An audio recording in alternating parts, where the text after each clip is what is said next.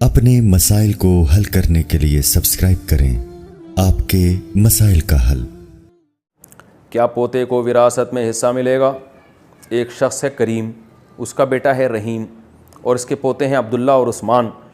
اب کریم کے بیٹے رحیم کا انتقال ہو گیا تو اس کے جو پوتے ہیں عبداللہ اور عثمان وہ وراثت میں شامل ہوں گے یا نہیں؟ محمد حارث، آگرہ، انڈیا سے۔ دوبارہ پڑھتا ہوں، ایک شخص ہے کریم، اس کا بیٹا ہے رحیم اور اس کے پوتے ہیں عبداللہ اور عثمان۔ رحیم کا انا للہ ہو گیا۔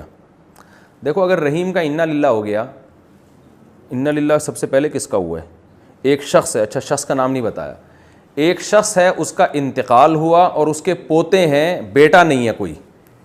اگر ایسا ہے تو پھر تو پوتوں کو وراثت میں حصہ ملے گا، پوتے بیٹے کے قائم مقام بن جائیں گے۔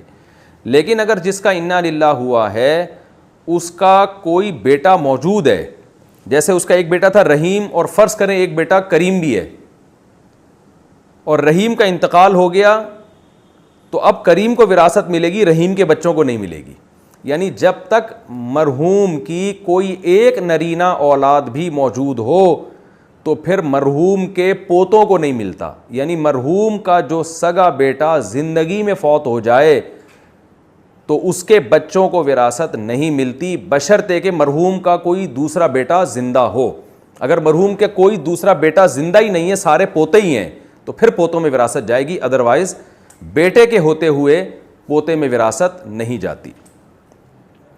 لوگ اس پہ سوال کرتے ہیں پوتا کیا کرے گا؟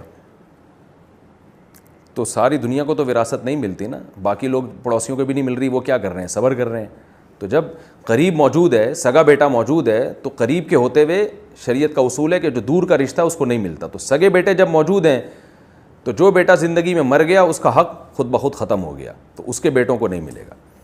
ایسی صورت میں باپ یہ کر سکتا ہے کہ وہ اپنے ان بچوں کے لیے، پوتوں کے لیے زندگی میں 1/3 کے اندر اندر وصیت کر سکتا ہے۔